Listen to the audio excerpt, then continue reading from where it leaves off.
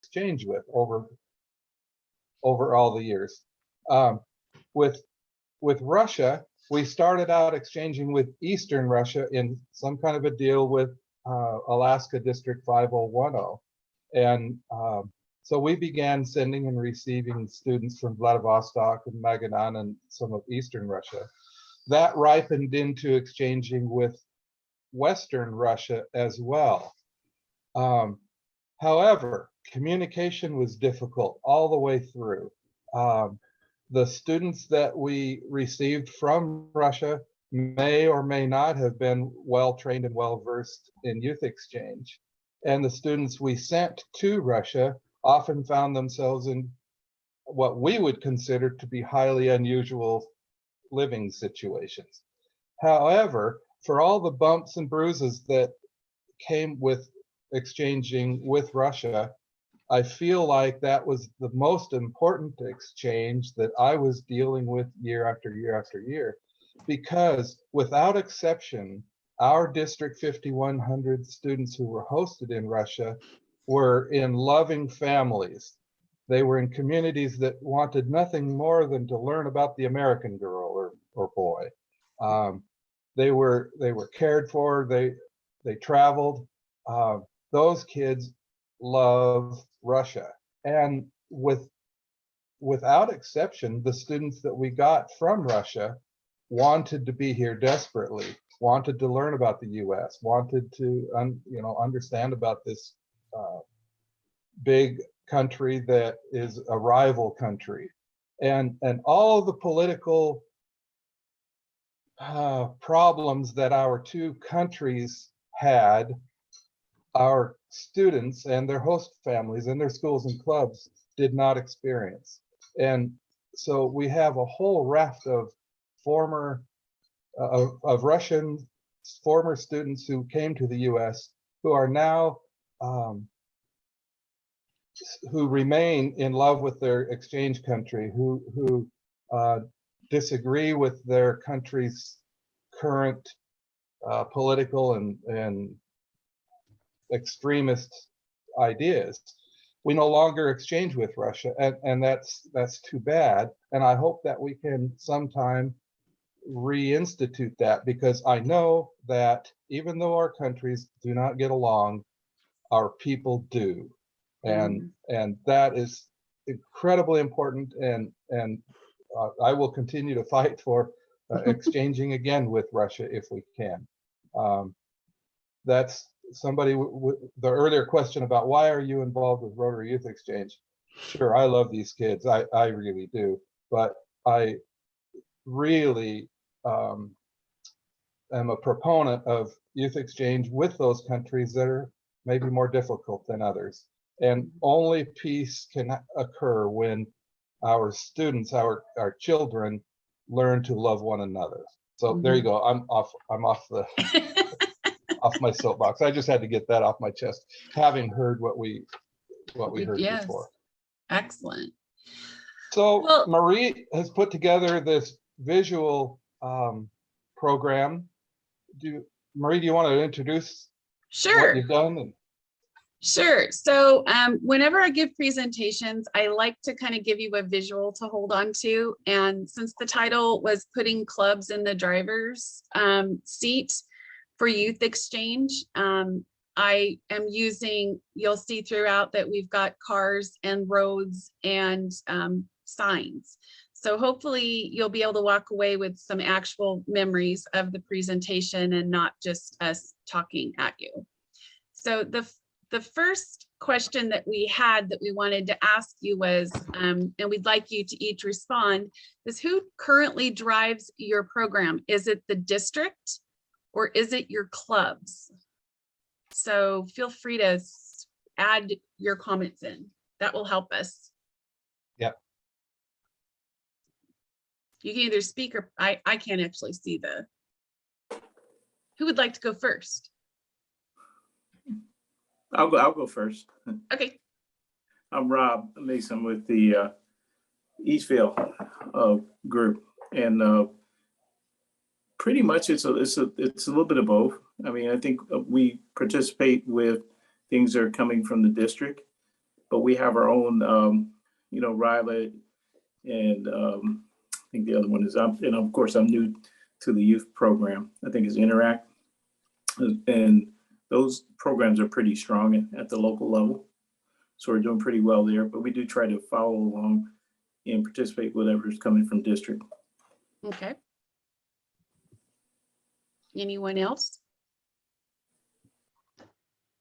I'll jump in real quick, Marie. I'd say that our initiating of reviving youth exchange is club driven by a couple members of the club, and with tremendous support from the youth exchange people at the district level. Without them, we wouldn't have the direction we need to really effectively reignite exchange in this club. Okay. Anyone else, or I will move on and maybe that'll help explain a little bit. Well, let me ask a question. How many districts here do the interviewing of the students and the recruiting of the students? Does that happen at the district level in your district? That happens at both levels. We do a club interview and then a district interview. Okay. I'm in District 5495, which is 2/3 of it, northern part of Arizona. We do club interviews, but we also do district interviews, and the recruiting is pretty much driven by clubs that have been well versed for years and years with the youth exchange, as well as the district does the recruiting. We are a very small committee, so we are limited by the amount of time we have in a day, and we would like to be a bigger committee. We're just struggling with getting enough volunteers that will be committed to it. Okay. Okay. Let's move on to the next slide. So we thought we'd share a little bit about our district, some youth exchange facts to kind of give you an idea of why we're in a little different, I think, position, or why we're giving this presentation. We began in 1969 with 3 outbounds and 3 inbounds. We have a committee of 16 people, which we'll explore in the next slide. We have about 76 clubs, of which about 50% participate in youth exchange.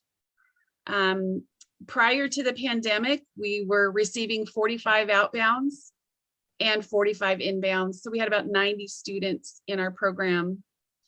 It's significantly down this year because of, obviously, we're trying to reignite.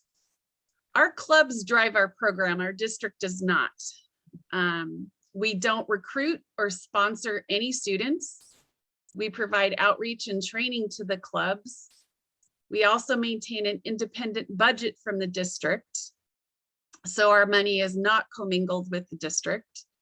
We charge clubs a nomination fee, and we utilize our Rotex to do a lot of our training, as we have found that the youth seem to respond better to younger people than people of my age. We have been recognized by NAN, and as Dan was kind of indicating earlier, for our excellence in our programming, because we do a lot of training. That's what the district's role predominantly is. And so we'll explore that a little bit more. And Dan, you can feel free to chime in anytime. Okay, well, and I hearken back to a couple of NAN talks that centered around recruiting students online. There's, you know, when we were in Calgary and Omaha, there was a lot of effort put into recruiting students online to contact districts, and that was done by zip code, and I think it still goes on. And I was a little confused back then because I kept hearing about this is a great way for districts to recruit students, and I just assumed that all Rotary districts all over the world did the recruiting at the club level, not at the district level. And it excuse me, I said that just exactly wrongly. It sounded to me then that a lot of districts were recruiting at that level. And then once they chose the students, they would go to the clubs and ask the clubs to try to find host families or whatever. But that recruiting at the district level really got me curious. So we began asking around, and we found out that we're kind of in the minority by requiring the clubs to do all of those interviews and all of that recruiting. Right. So that's kind of where we land today. We're saying this sure has worked for us. It has helped us build this big program. Maybe it will help other districts get a good start. So with this particular slide, this gives you an idea of what our structure is. And many of our 16 people that are on the committee take various positions or dual positions. So obviously we have mental health counselors who have become very critical in our program. You know, these are kind of all the standard things at the top. I kind of don't want to belabor the structure as much as we wanted to focus on the fact that our long-term outbound program director or program coordinator is really the key. So we're going to highlight that here by showing you this outbound program director is honestly the secret to, I think, our ability to coordinate so many clubs and so many students. Yeah. Of all those people, go ahead, Marie. I'm going to go back. I was just going to say that's why we're going to focus on the outbound process, because it got very complicated as we were putting this together, because we do inbounds, outbound step, all of them, but it's really for your purposes for today. The outbound process is where we thought we would spend time. Yeah. If we can go back. You want me to go back? Yeah, please. Let's see. There we go. So the long-term outbound program director there in pink, we call him the outbound coordinator, is really the central piece of our entire program. The outbound director or coordinator is constantly working with the clubs through, well, right now, in springtime, he or she is working with the individual clubs out there.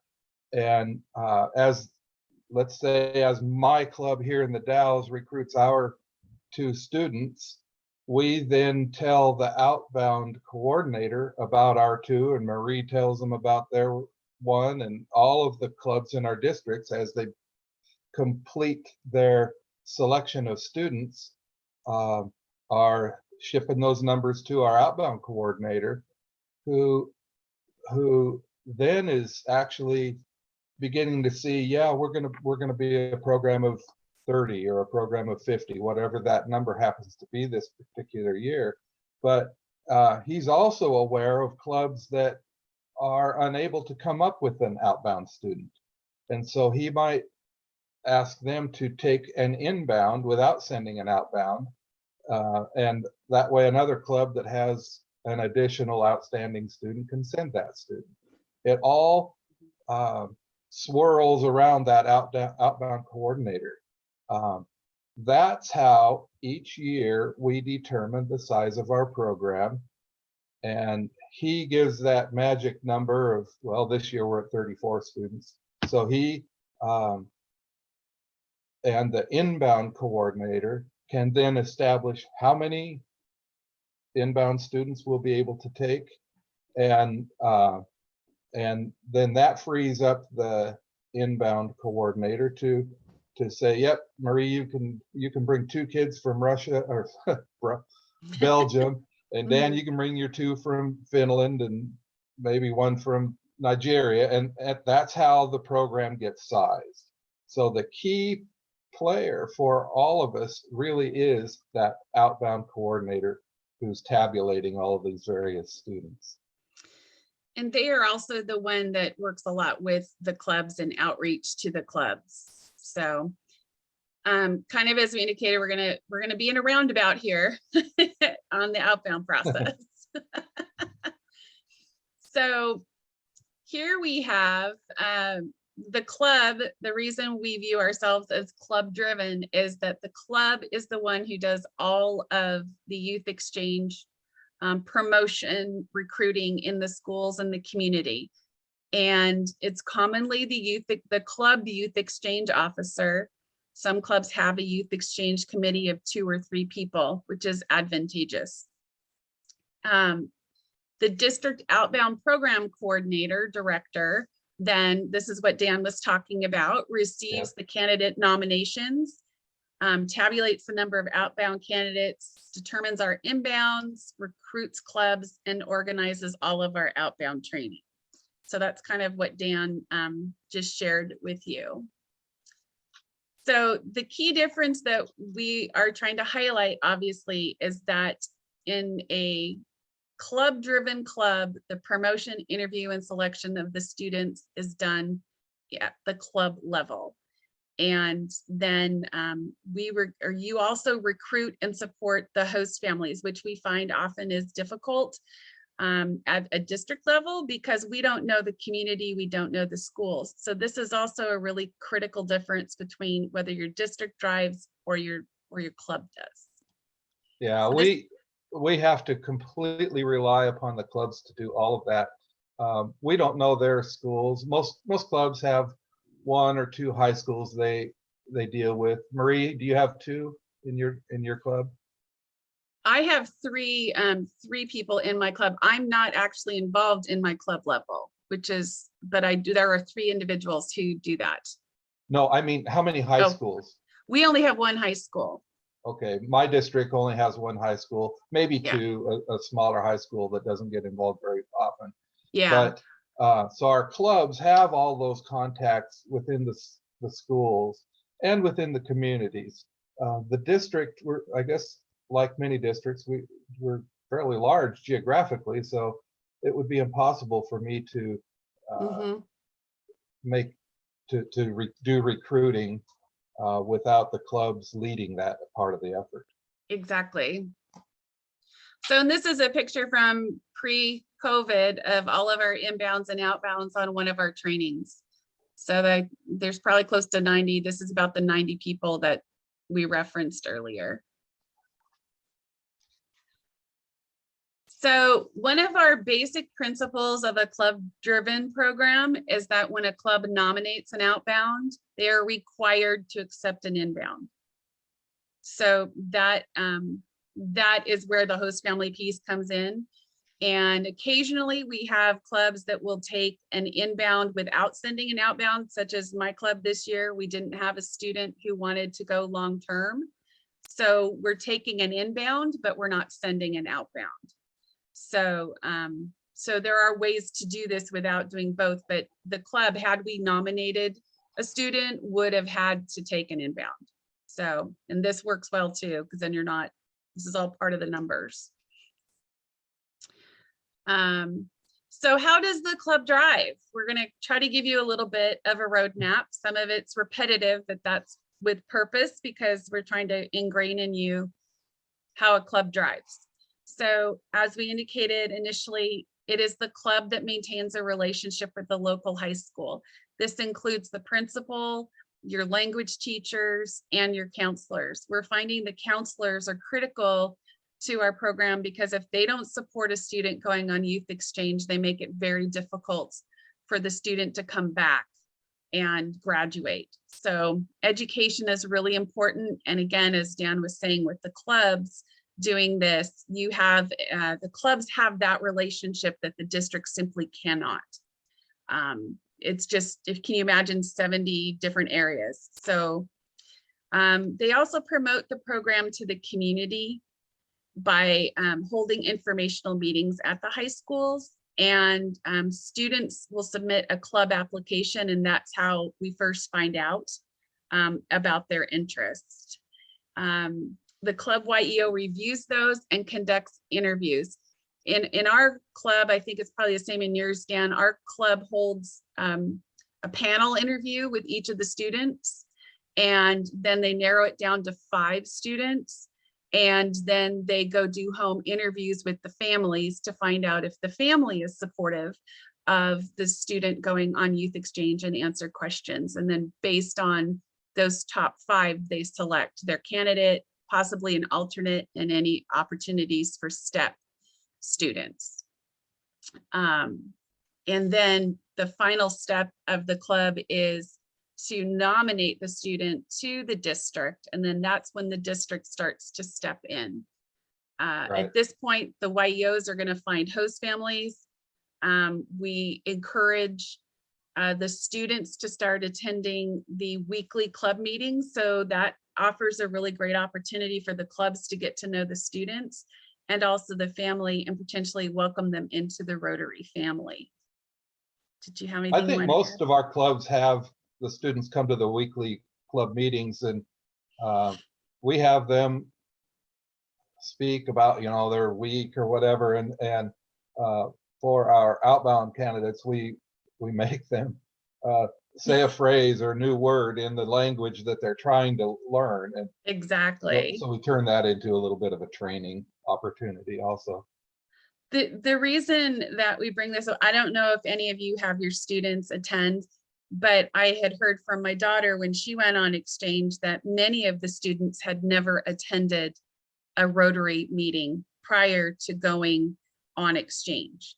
So I found that fascinating, seeing as we got to know ours really well prior to them going. And as Dan said, it's a great opportunity once they know their country to encourage them in their language learning. And they really do offer a great component to your club meetings.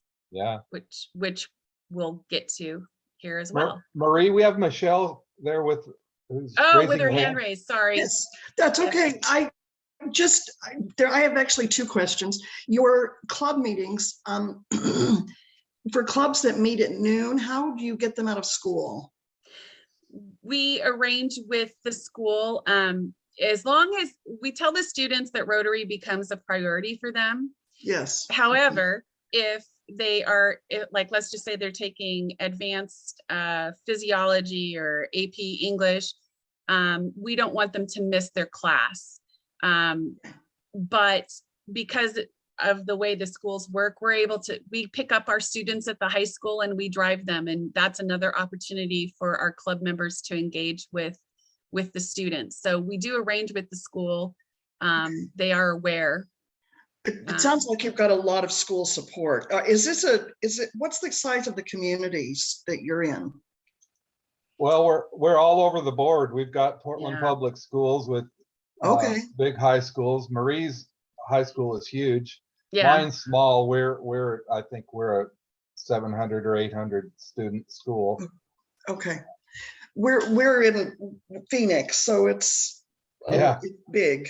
Yeah, you would be similar then. Yeah. Yeah, we just don't, the schools, we don't have as much. This is fabulous. This is fabulous. So I appreciate your doing this. Well, the thing that we'll get to how we can help you to start a process like this, because we have the resources, I think, that can help, because it really does require an education of the schools. And as you heard from listening to our 4 speakers this morning, having one of them talk to the school as to why this is so life-changing, they start to buy into it, but it does take a little bit of upfront work with the schools. And that's why it's the clubs that really can promote it better, because they know their community. Like if I were to go out to Hermiston, I'm 5 hours from Hermiston, Dan, 5-6 hours. Yeah. It's a completely different community, very rural, very cattle driven. If you're a vegetarian, it's not where you would live. So I don't know their community, but they do. So clubs in Hermiston are much better suited to recruit than our district. Yes. So in a club-driven program, this is the role the district plays. We receive students, We do in-home interviews once the candidate has been selected, and we use that as an initial training with the families as to what to expect. We do all the background checks and evaluations for the clubs, for their host families, for their volunteers. We do all the training materials for all of the inbounds and outbounds and STEP. We have 22 foreign districts that we currently exchange with, and that is the responsibility of each district country officer. So we are the ones that maintain those relationships overseas. We do train our clubs, their YEOs and their club counselors, so that they know how to use the systems we have in place. We also have trained. I'm sorry, we really spend a lot of time and energy training the trainers. Yes. We try to give formal sessions with the club YEOs and counselors, and beyond that, we just make it plain that if you need our help, we'll come to you. We'll meet with you in your club, or Yes.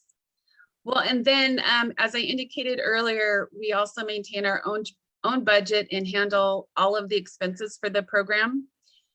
We have a specific person who handles compliance. So for example, those background checks are your host families. They're the ones that are making sure that every I is dotted and T is crossed, so that we're complying with the Department of State regulations as well as our own Rotary regulations. And then we also support and provide advice to the club YEOs and students, and also at times when necessary with host families, because I know I hosted a young lady who was extraordinarily challenging, and I needed the country officer's input to understand better what this student was going through, because the club didn't have that experience with the country. So we also provide support of that nature. So I'll just quickly list these off. We have lots of advantages to a club-driven program. You drive the process at the club level. You handle all the promotion and maintain that relationship, as we said, with the local schools. The club members live in the community, as I was saying, and you may also know prospective students and families. We don't have a real strong Interact program at our high school. So we don't have the students coming up through the ranks, which I think a lot of, if we could get more Interact groups started, I think that would help. Your students can attend your local meetings. As we've said, this builds a student understanding of the purpose at Rotary at local level. We include them as a club, we include them in all of our fundraising efforts, in our volunteer efforts. So they really learn how Rotary makes a difference in the world, and they kind of want to become lifelong Rotarians, as again, you saw with our speakers this morning. Oh, looky, there's more advantages. Here's how your club benefits. This is actually my daughter, Sarah. She went to Belgium in 2018. She added a lot of energy and youthful excitement to our meetings, as you can see from her big smile. It's kind of nice to have a youth in the room. We also had her give presentations on what she was learning, and when she came back, what her experience was like. So it gives you an opportunity to engage again with another youth. The host families and parents became very involved. As you can see, I became a Rotarian because of Rotary Youth Exchange. So it's a way to grow your club. And it creates an avenue for a service position within your membership. It also connects us to the youth and also understanding of our youth. Did you have anything you wanted to add to that, Dan? No, it's really true. And in a normal year, you've got, let's say you have one outbound candidate, and you'll have one inbound student, and sometimes they bring friends, and there's a buzz that having the kids in the room creates. Yep. So I guess we're fortunate. Maybe we use this term, kind of a tailwind. If there are enough people in a school that understand what Rotary Youth Exchange brings, they support it, and they're happy to allow those students to return to school late or leave a little early. Yeah, it's a lot easier once you've got that tailwind pushing the program. exactly. So, geez, look, there's another page of benefits. This is And there's Dan's. another, that was my daughter, who's now the mother of 1.5. And Yeah. she was a 2003-04 student to Brazil, and this was her Canadian best friend. So this, so additional benefits to your club is, it's a means to connect with your community. It's also gives members an opportunity to engage with students from different cultures. We love having our inbound students. I loved how that one former student was saying how when you first start off, you're a toddler and everybody giggles at you, and then you leave kind of mastering the language. I mean, that's exactly what we experience, and it's so much fun to be part of that process at the club. So this is what Dan just said. Once a club gets started, the club-driven youth program feeds itself. An example is our Newburgh Club. I think they started with 1, but because the students kept coming back, they now have 4 outbounds from the one school. Same thing with White Salmon. They've got 3, and that's a school of about, I think 90. Aren't there only 90 students in a grade? 90 students at the school, and 3 of them are going on exchange. So the club, it kind of motivates the clubs to be more involved, and we're making such a difference. And I think it helps engage the clubs in knowing they're making a difference in the future. This is a little convoluted slide. I apologize for that. I could not come up with a great way to present it to you, but we thought we'd give you a little bit of a timeline. And I'm trying to run through things quickly because I know we're going to run out of time, and I wanted you to be able to ask questions. So February is when our clubs create this form called Intent to Participate, and they let us know that they want to participate in our program with Youth Exchange. So that's when we identify all of the clubs. I'm sorry to jump in on you, Marie. No, this is a really important early step to estimating the number of students that you're going to have. Right now, our district is trying to collect the estimated number of outbound candidates the clubs will have for the 2023-24 year. So it's like 1 year beyond what we're really thinking about. But this helps us establish how many relationships or exchange contracts we can enter into. So in the interest of time, because I was just notified that they're going to close us down in 4 minutes, we have all these slides for you. So this is all of the information there, but somebody had asked me a question. This is, again, Dan was saying our intent to participate. You're just reading my mind. So one of you had asked, how is our program financed? And we are not a one-fee district. Our committee maintains the financial independence, as I've said. The nomination fee was the question. It's sent from the club to the district for their students. And we currently charge $1,800 for long-term, $450 for step, and $1,500 for inbound. The nomination fee covers all the orientation materials, their blazers, all of the trips that we take them on, because we have at least 3 trainings that we include them in, and our trainings are multiple days. So, so this is kind of how we pay for the program. And clubs, it's up to the clubs to decide how much of that fee they will pay. Right. I would say the majority of the clubs pay half. Some pay all of it. You know, that's a club decision. And then the parents are responsible for the airfare and all of that as they go, and the visa costs and all of that. So We find also that a lot of times it's important to include the families in the process of paying, so they have skin in the game. But some clubs pay for the entire thing. And again, here's another really cool graphic. I think it's cool graphic that kind of indicates this is the left side is the club side, the right side is the district side, and really what we have in common are the students, the host family, and all the support that we provide. And I think we're getting there. Where can you start? We recommend you getting an inbound student. If you haven't hosted an inbound student at the club level, it's a great way. Or do short-term exchanges, and we're totally here to help you. And here's our contact information. So do you guys have any questions?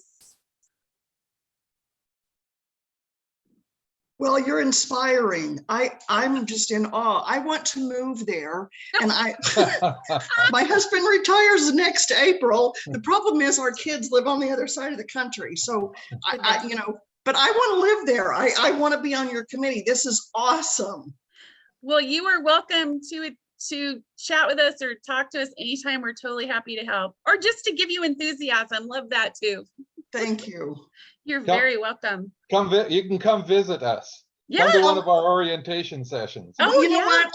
I'll take you up on it, because the West Coast is on. We have an Airstream. My husband and I like to travel, and he's retiring, and we are going to be heading that way. So I might just look at your schedule and get on it.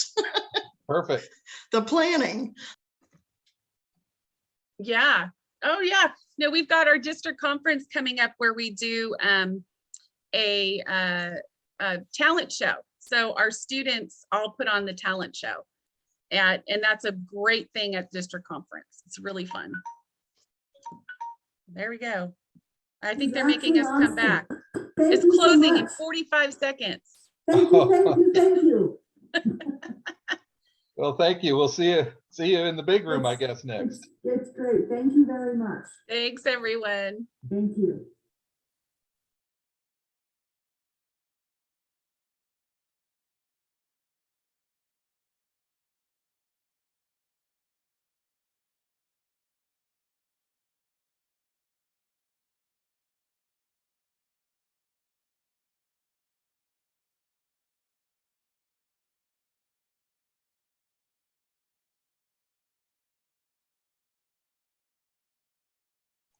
Hello, how are you today?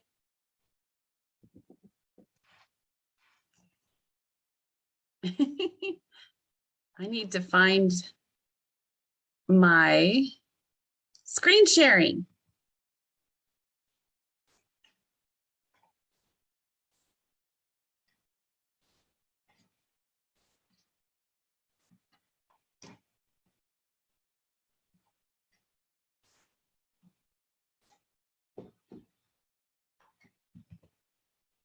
Okay.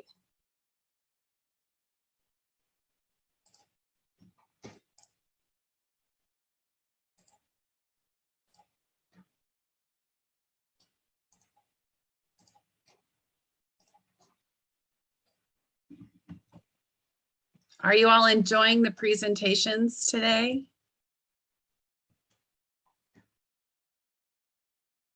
Yes. Hey, Dan, you're back. I made it back. I was fumbling around. I don't know where I went, but I was wondering where you were. I was like, I came where's back. Dan? Where's Dan? That's funny.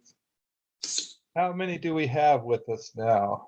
Well, 5 in addition to us. So there's 7 of us total. And there's 5 people who haven't yet gotten their assigned, right?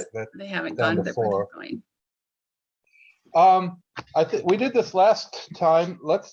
And it was very helpful. If we could all introduce ourselves, maybe where your district is, maybe the size of your district, and yeah, your involvement with Rotary Youth Exchange.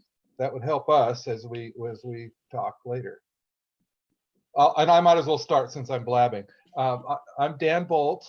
I'm in District 5100 with Marie, who's also presenting. We're in, we'll call it Northern Oregon and Southwest Washington. And our district is rather large geographically. It spreads across Oregon, east and west. And we'll get into the size of the district. I got involved with Rotary Youth Exchange pretty early on. I've been a Rotarian since 1986 and in Youth Exchange at the club level since 92 or 93. And at the district level in 2005 or 6, I lose track. We've hosted many times. One of our daughters was a youth exchange student to Brazil. Yeah, that's me. If somebody else wants to just jump in, go for it, please. I'm Joan Wright, and I've been a Rotarian since 1980 in the Wenatchee Club and now in the Richland, Washington Club. I've hosted students from Switzerland or Sweden and Germany, and I've taken on the task of helping the Richland Rotary get involved in youth exchange. They've been away from it for several years. And we just have been assigned an exchange student from France. So we've got our host family set up and we're ready to go. I have been president of local Rotary Club and involved as a director. So that's a little bit about me. I can go. I'm Jan. I am with District 5030, which is the Greater Seattle area. I happen to be in Maple Valley, and I'm fairly new, really new in Rotary compared to Joan and Dan. I'm a 2018 model, and I am the youth services chair, and my daughter, and I also am the advisor for the Interact at the high school, which we have grown from, I think, about 35 members up to 105 members, because we have an awesome participating teacher advisor. That's awesome. Makes Good, an thank exchange you. this year. Headed Thank to you, Spain, Jan. we hope. Good. Nice.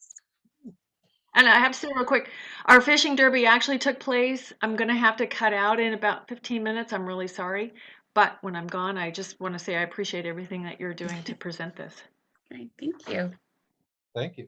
Somebody else?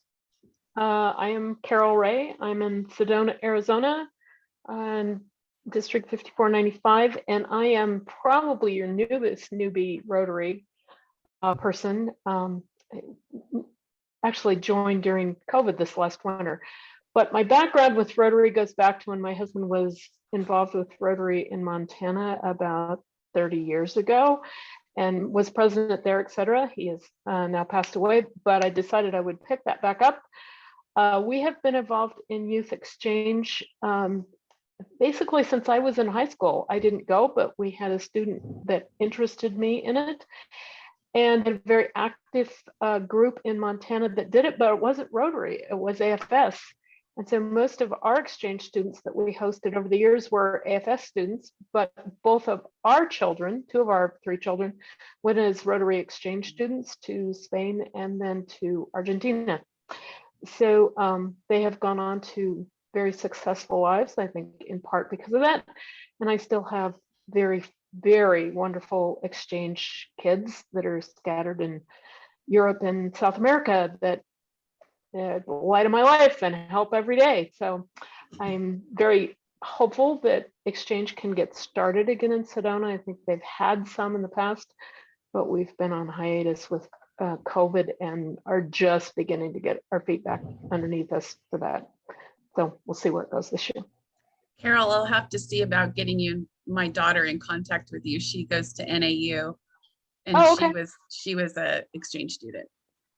That'd be great. Yeah, my daughter is a physician in Tucson, and I have a son who's in Texas who's actually just left Special Forces. He's a Green Beret, but he's still military in Texas.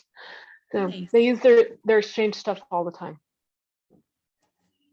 Who else hasn't introduced themselves? I'm Rick. I am well, let's see, Rotary around 2005. not roped is the right word. I got finagled into Youth Exchange when they asked if I'd look at the software and give my opinion. And it seemed to me that about 3 weeks later, I was at the airport picking up my first student.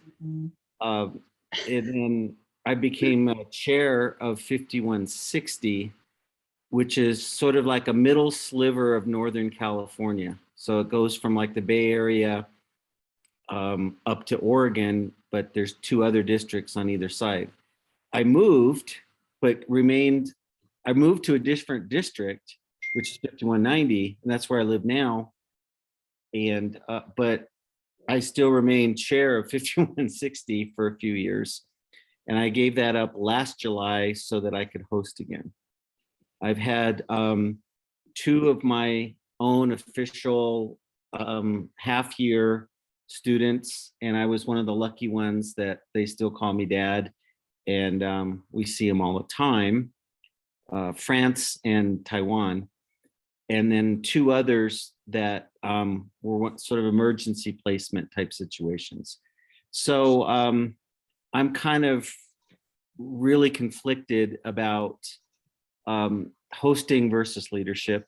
That was in the other session.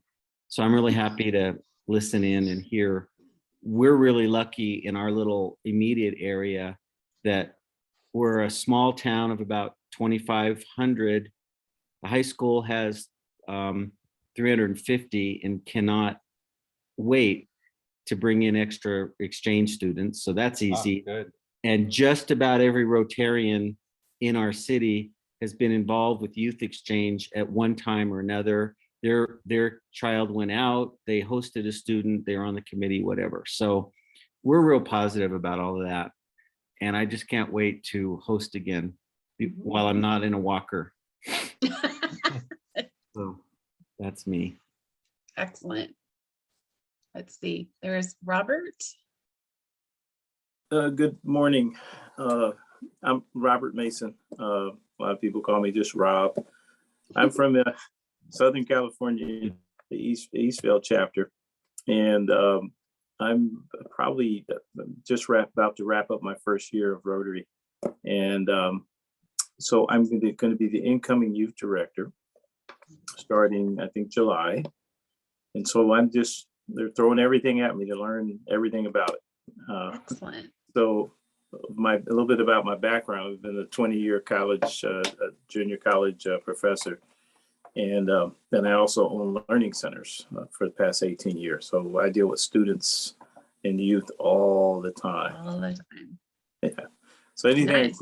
I can learn, and you guys have some amazing stories. So I'm just glad to be here today. Thank you. Well, welcome. Yes. And then there's one other person. I am not going to try to say her name. That'll be me. I'm Marika Hennig Right. from Ontario, Canada. And I was an exchange student myself in 96, 97 to Mexico City, actually. And my son went out to Chile 2019-20, had to come back early due to the pandemic. We've hosted, I'm youth exchange officer for my club and new inbound coordinator for our district. Great. Well, welcome everyone. I am one of your presenters. I'm Marie Johnson. I am a newbie to Rotary as well. I joined in 2018. That was the year my daughter went on youth exchange, which is the whole reason that I got involved in the program. And I'm currently the district secretary as well as a country officer for Belgium. And today we're going to kind of try to get through this. We had to like speed through the last part of the presentation for the first group. So feel free to ask questions as we're going along. Some of the information will probably be presented as we go.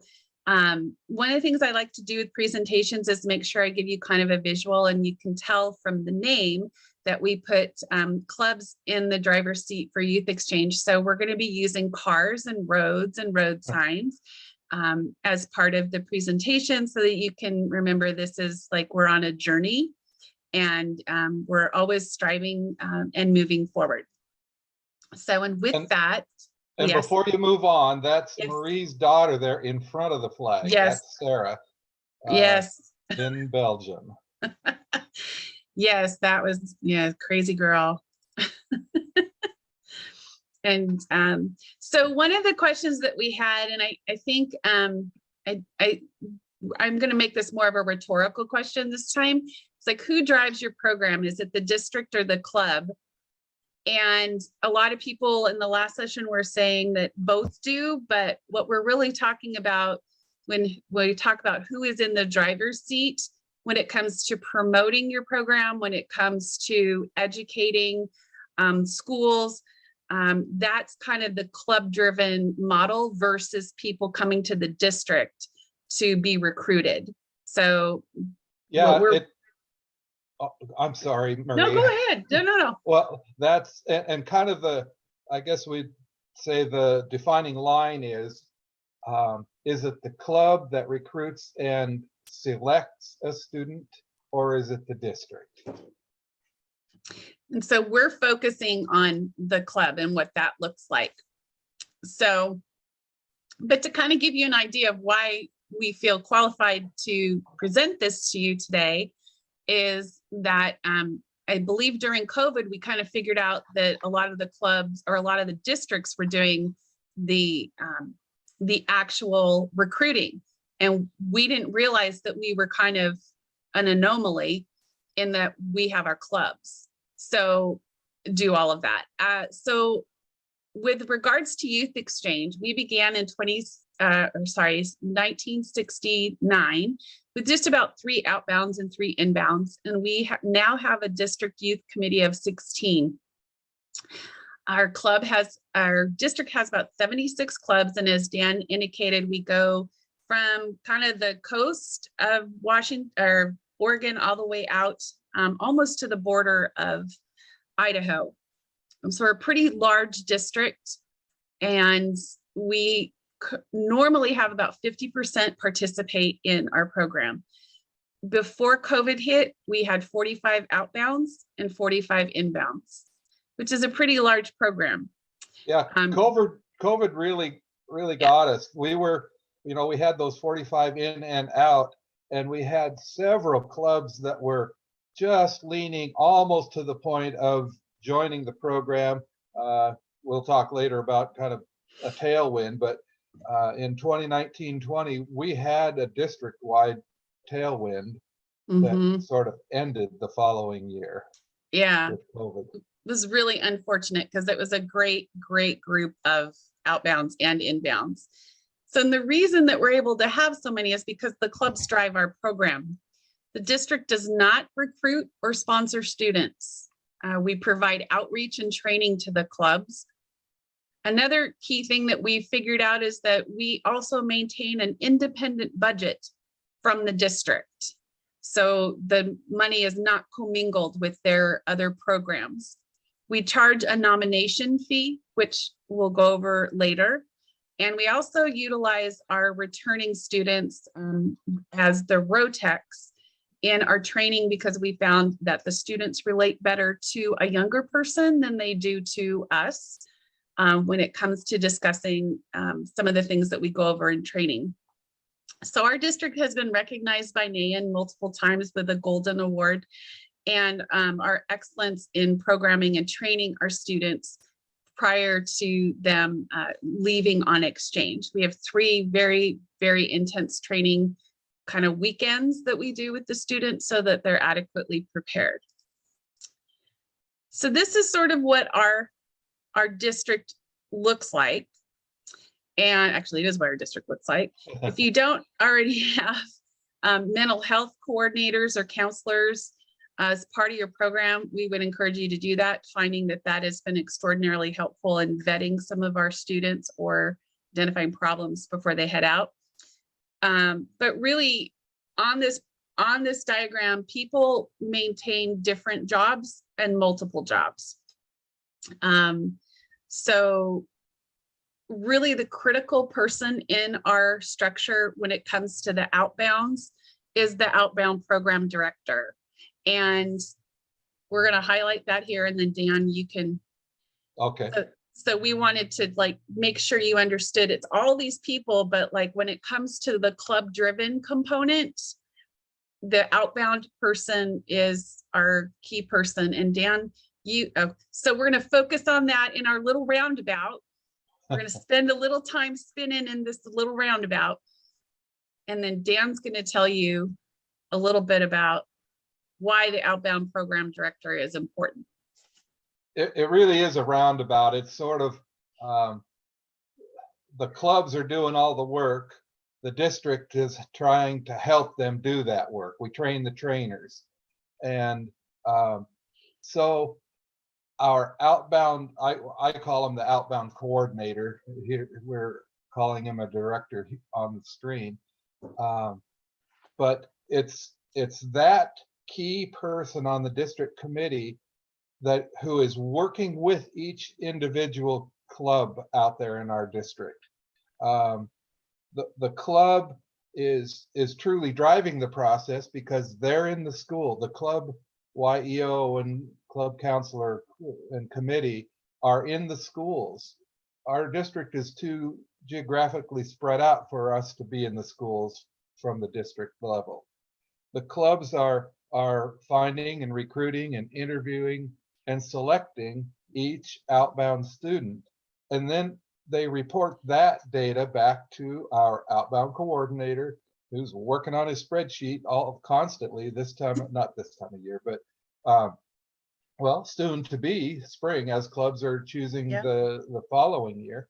Our outbound coordinator tabulates all that and works with the club. He's putting deals together. We may have a club who's brand new to youth exchange, but is willing to, they don't have a student to send, but they are willing to accept an inbound student.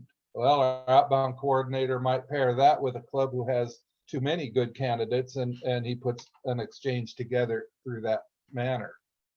The clubs are out working hard and recruiting hard, while the district is providing the training. The outbound coordinator now knows the number of clubs that will send a student, and you'll see later, one fundamental tenet of the program is that if your club sends a student, you're required to receive an inbound student. So all of a sudden, boom, now we've established the size of our program for the following year. That outbound coordinator can then get with all the country officers and say, yep, Marie, you were a good girl. You get to move Belgium from 1 to 2.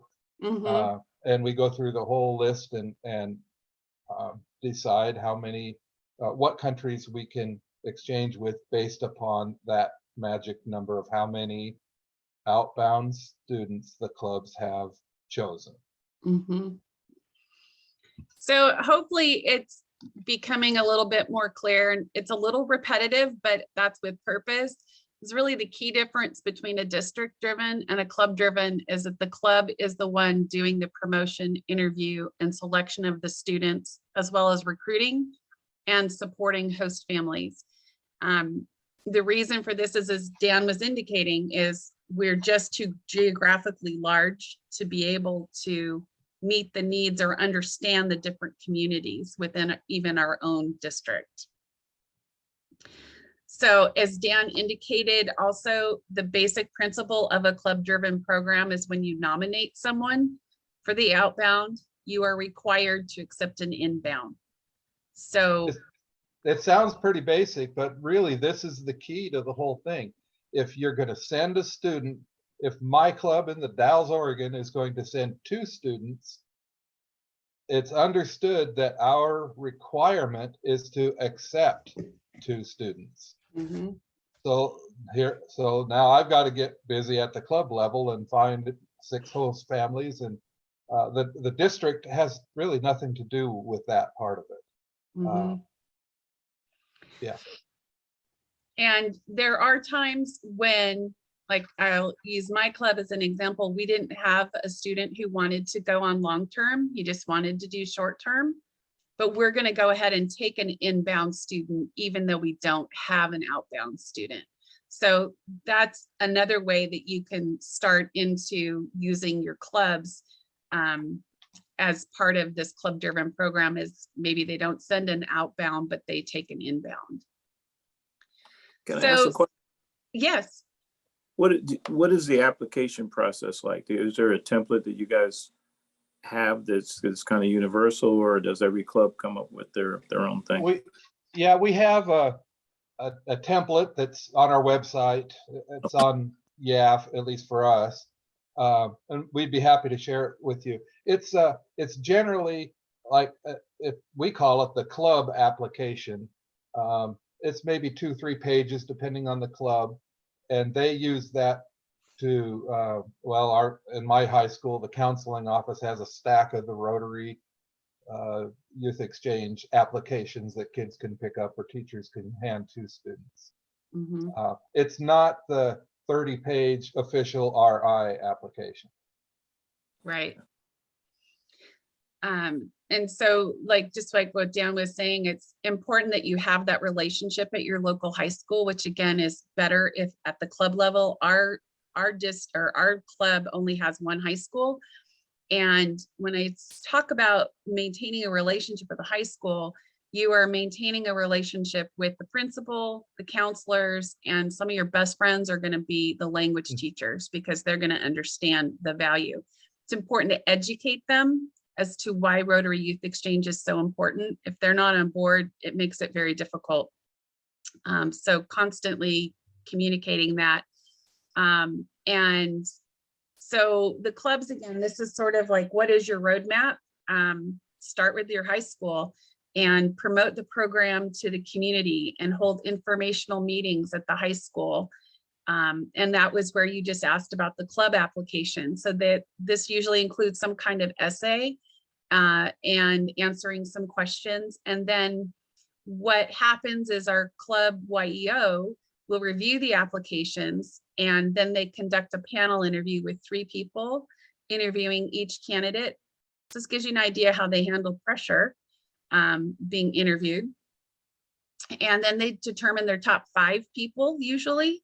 And then they go, the club YEO and at least one other person go to visit the family and ask the family why they will support their child going on exchange or what their purpose is. So the club is really responsible for doing the main vetting of a student. And then they present the district with their top candidates, sometimes an alternate, as well as STEP students that might just want to do the STEP program. So once the YEO has nominated the student, that's when the district comes in. The club is going to continue to look for host families, and clubs are going to start. We encourage having the clubs take in the students during their lunch hour or their breakfast hour, depending on when you do your meetings, and have them start participating in Rotary meetings. I was kind of concerned when my daughter told me in Belgium, a lot of the students had never attended a Rotary meeting. So it's kind of fun to get them involved in your meetings. They can be a greeter, they can be a speaker. It's a really great way to bring them into the Rotary world so they understand what we do. I'm curious, and we learned in the last session that a lot of clubs in a lot of districts don't, or maybe they're unable to have the kids come to the weekly Rotary meetings. I think it's key to have the relationship with the schools to allow those students to either leave early from a class to get to Rotary or maybe return late. I'm kind of curious about other districts, how that works. Yeah, because it is really important to have them participate. And again, this is part of the education of the school and them understanding the value of what this student, I mean, my school has 2,000 students and my daughter's class had 450 students in it. And she was the one student selected to do youth exchange.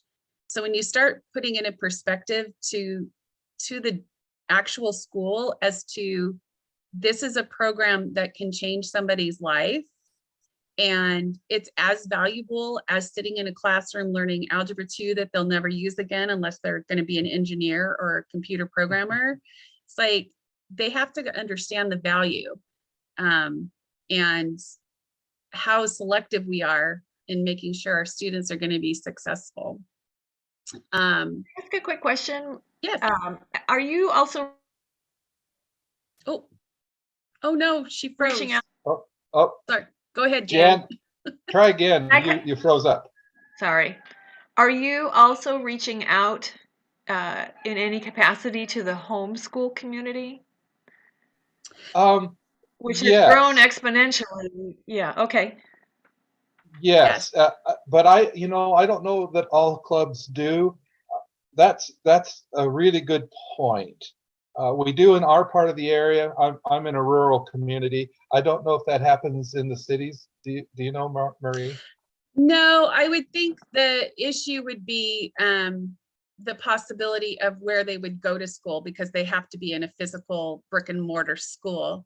I agree with you though, the homeschooled community is a perfect candidate for sending a student on exchange, and definitely something we need to consider more of how we can incorporate, because maybe there's not a student, like maybe that would have been a good option for our our club this year was to find a homeschool kid that wanted to go.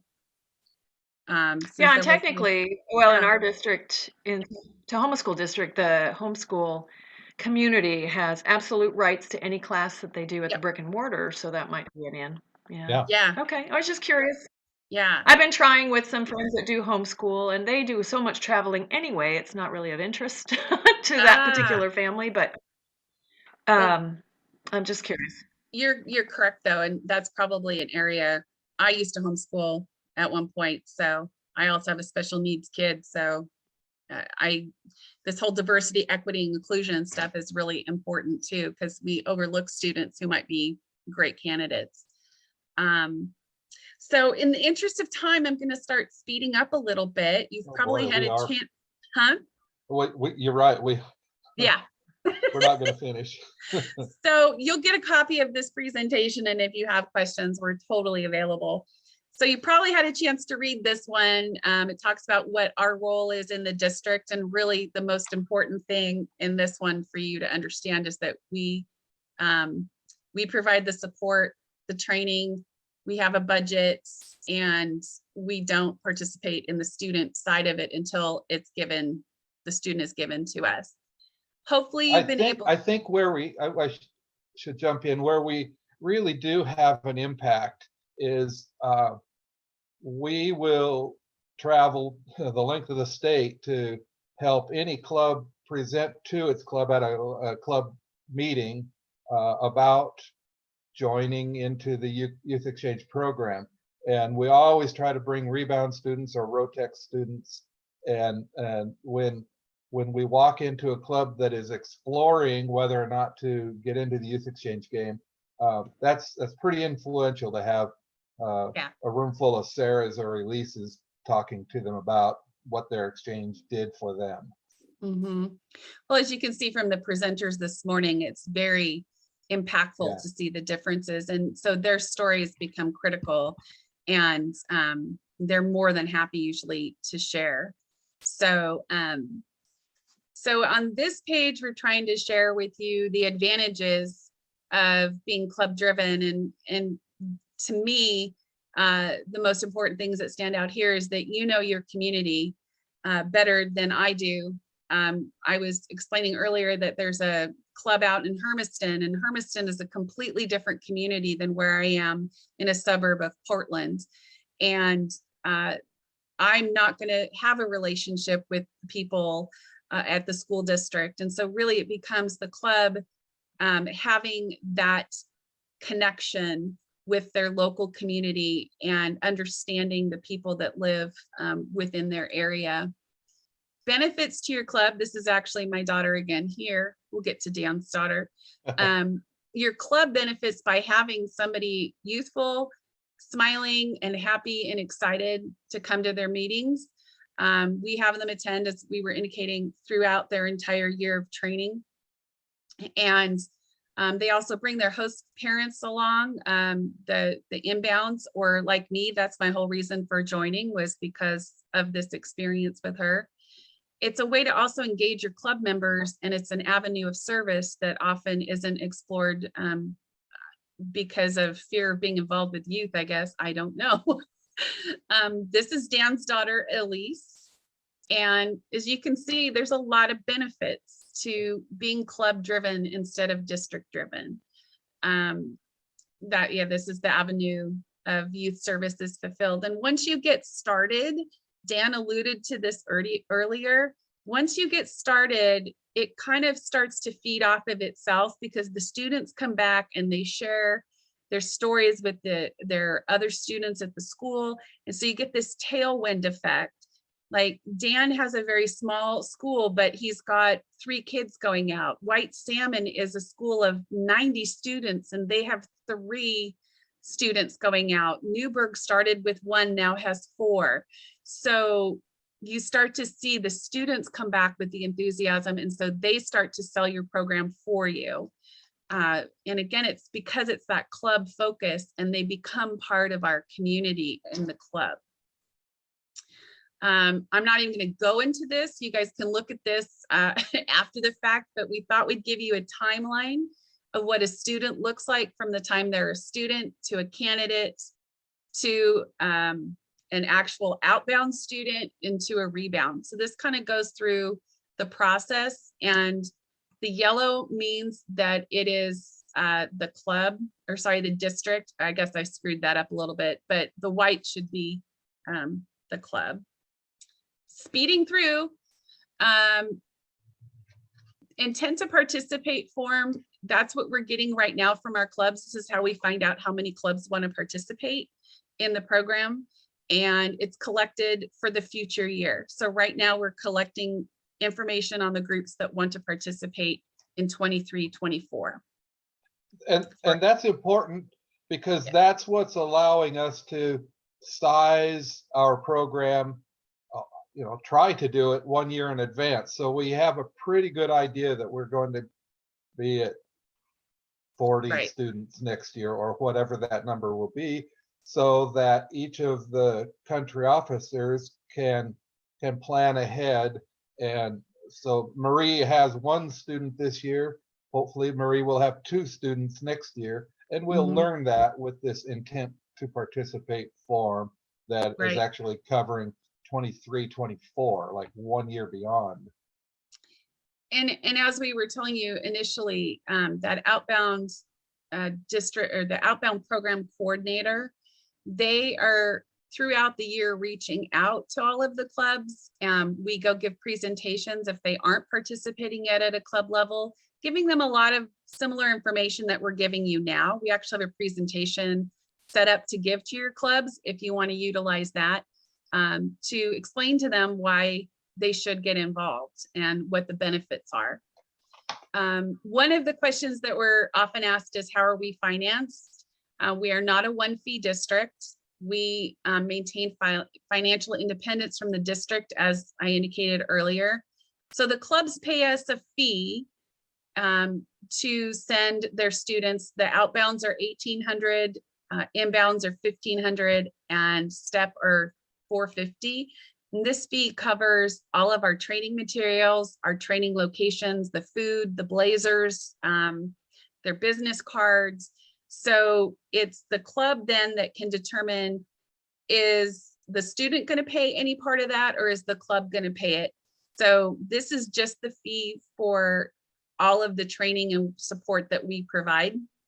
And then the student's responsible, obviously, for their airline and all of those other fees. But this is how we support our program. We run pretty lean, and that's where our money comes from. This is again, we've had discussions about going to a single fee, and opted not to, for no particular reason, but that worked to our advantage in the COVID years when we were having to refund money. It was pretty simple. If we had held one, I don't remember, I think we had held 2 events, and we put a price tag on each event.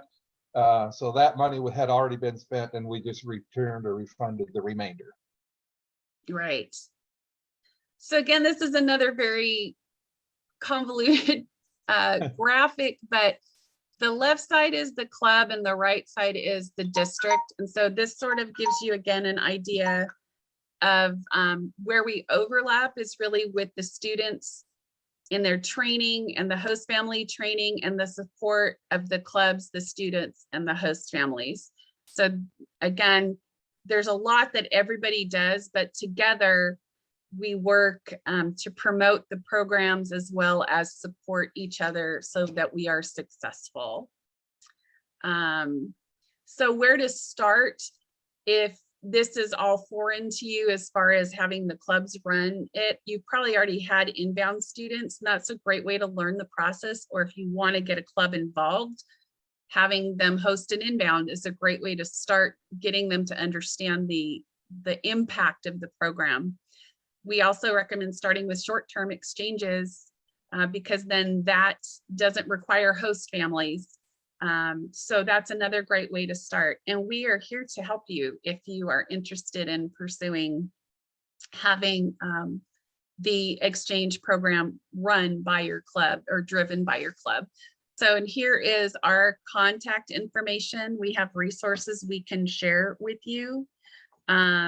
Just reach out and let us know what we can do to help you. And then we are open for questions until they tell us we're needing to head back to them. Anybody have any questions?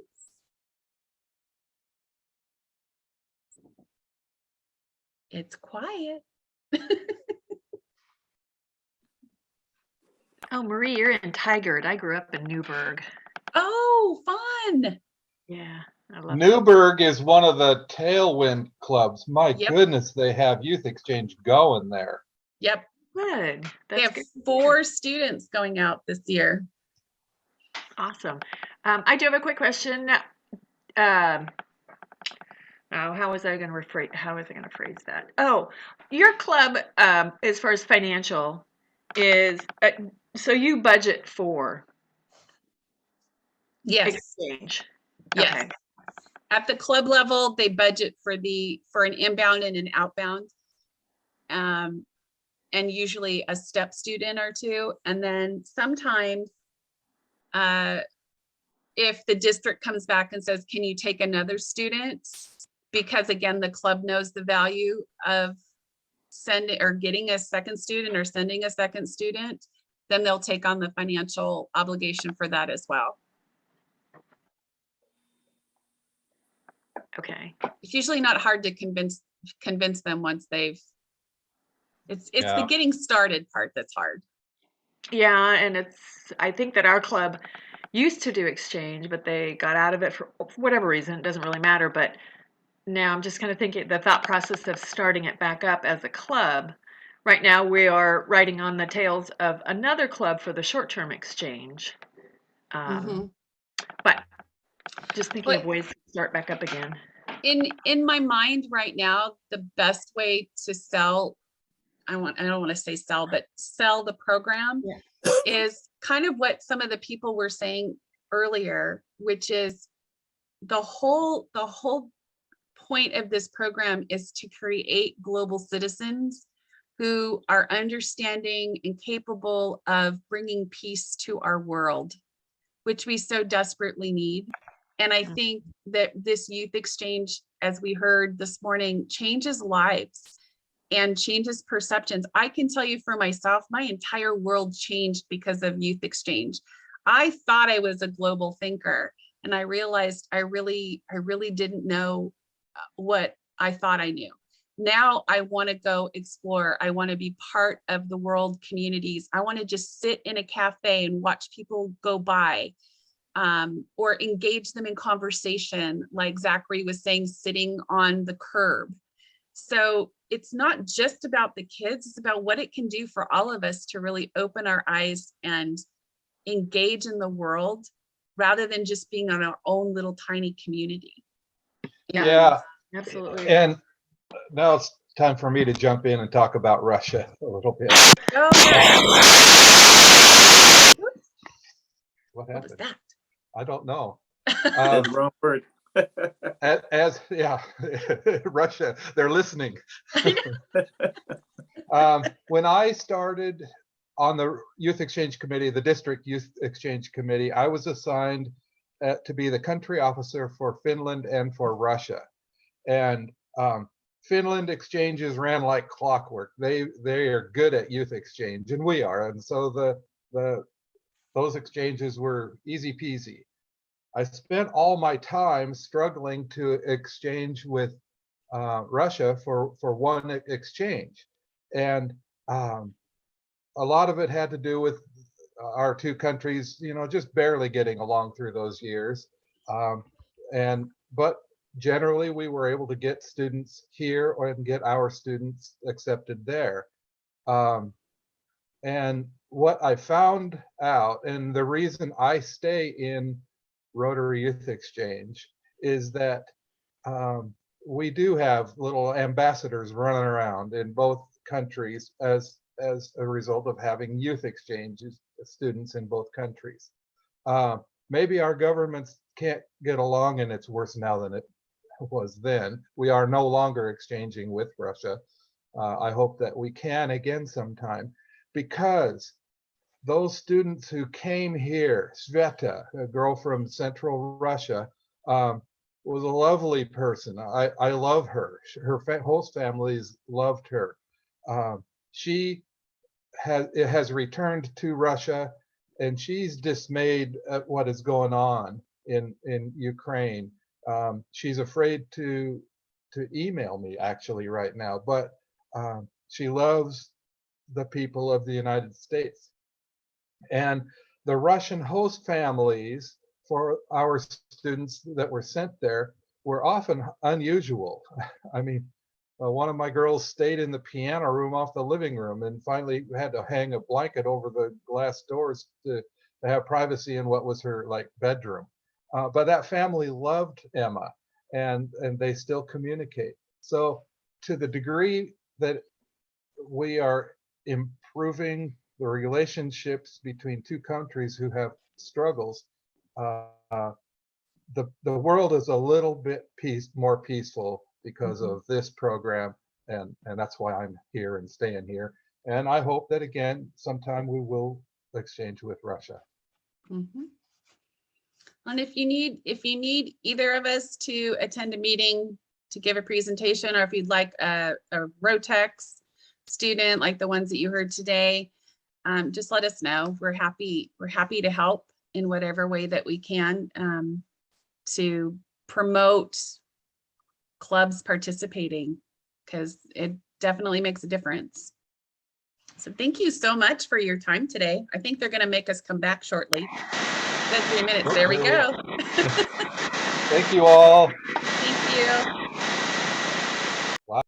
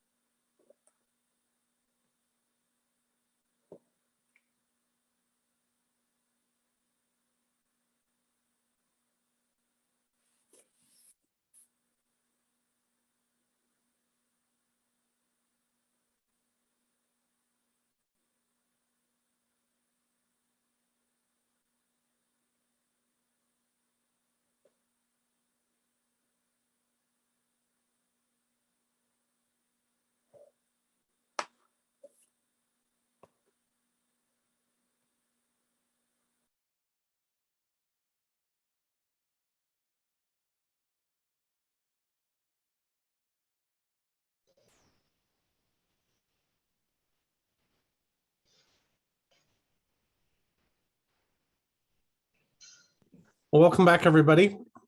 Hopefully you had a great opportunity for some enriching conversations. I'm not sure if Dan or Art, who's kind of leading this last part as we wrap up. Back to Dan for wrap up.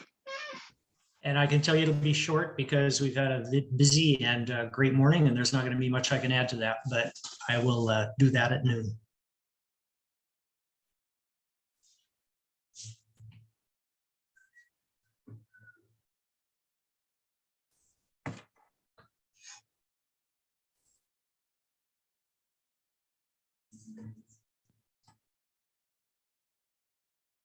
Although Chris, is everybody back in? Everybody is here. Okay, in that case, I don't think there's too much of a reason to hold off. And I have plants at various stores that need to be purchased this afternoon. So if I start that 5 minutes early, that's not going to be a bad thing. I do really want to, again, express my appreciation to the people that put this conference together. As we've talked several times through all of the sessions, it's great to be reinvigorated, to hear stories about what Exchange has done in the past, and we can look forward to similar stories in the future. It's really easy to be proud of Rotary's Exchange program. There have been blips, but I think that we should be able to emerge as a stronger program. I think safety in our program is huge and will continue to be, as we also provide some flexibility that allows our students to be regular kids when they're here. And there's plenty of ways to make that happen that are still safe. So again, thank you so much. I'm sure that one of the things that we've learned over the past 2 years is that Zoom meetings can really provide an experience that maybe can't happen if you have to get on a plane and go somewhere. So the advantage, and Chris can confirm this, but I believe all of these sessions are recorded and they will be then distributed to all of the participants. Is that right? They will be accessible from our common website, where we have these recordings from the various conferences that have been sponsored by the Rotary Youth Services Task Force. And would it be Rotary Youth Services Task Force, or how would we access those? I'll put the link in the chat in a moment. It is also, I believe, linked on the Zone website, but hold on a moment.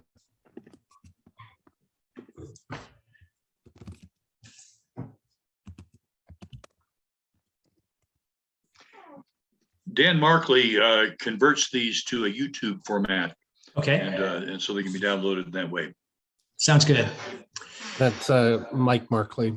Sorry, Mike Markley. I think Dan is his either evil twin or better twin. I'm not sure which.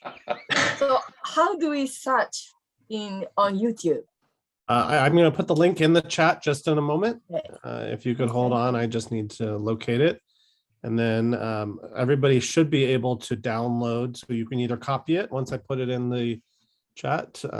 You can either copy it or download the chat. Where is it? And I would like to remind all of the presenters, if you would send your PowerPoint to Mike Markley, it would be appreciated, because there will be requests not only for the videos, but also to be able to utilize some of your PowerPoints if you're willing to let us do that. Yeah, thank you. I did get some notifications, private notifications, that a couple of our leaders accidentally forgot to hit record, which I know happens. I've done that before, so no worries. But I think the most important part is if you are able to send, if you had a presentation, send that off to Art, myself, or Mike. But I did put in the chat the link to our youth services zones 26-27 youth service YouTube page, and the videos should be available, I would say, within the next 2 weeks on that page. So there's plenty of videos there that you can spend your time watching at your convenience. But other than that, I think I am good. Dan, anything? I think unless somebody else has something for the good of the order, I think we will adjourn. And again, thank you so much for being here today. Take care. Have a good weekend. Thank you. Bye.